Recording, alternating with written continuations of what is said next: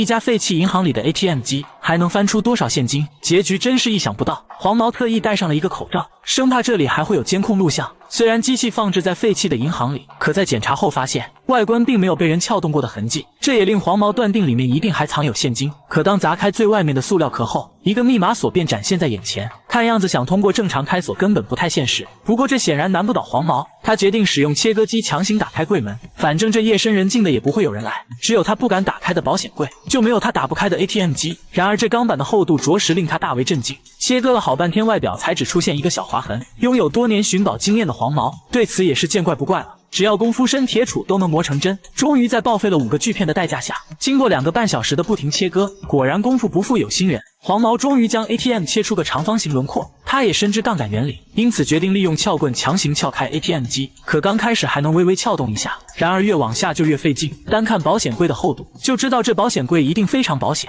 可是又撬动了一会后，黄毛才发现这玩意利用杠杆原理都已经行不通了。愤怒的他直接拿起大铁锤，对着提款机就是暴力拆除。令人意外的几锤子下去，竟真的将柜门砸开了。身为资深寻宝人，黄毛一眼就注意到里面的铁盒子。意外的是根本没有意外，这玩意就是本次的目标钱柜。他赶忙伸手去拉，非常轻松的就将钱柜拿了出来。此时的黄毛早已乐开了花，因为这钱柜的重量非常重，里面一定藏有大量现金。看样子这次果然也没有失手。幸亏这钱柜的保险程度并不高，黄毛仅仅使用撬棍3、2下，便将钱盒成功撬开。没想到此时的黄毛立刻大声尖叫起来，原来钱盒里竟放有一大叠的钞票，光看这厚度就知道今晚又能带小弟体验吃鸡的快感了。可但他们全部被拿出来后，才发现这些钱竟只是20元面值的现金，即使这样估计总体金额也并不少。之后就是日常数钱的环节了，黄毛将这些现金分堆全部码放好，可光是数钱的步骤都令黄毛费了不少的功夫。很快桌面上就摆满了3排现金，此时手中依然有大量现金。最终经过半个小时的不断摆放后，钞票更是摆满了整张桌子。最终黄毛轻轻松松的就从 ATM 机里得到了4000美金，折合成毛爷爷足足有2万元。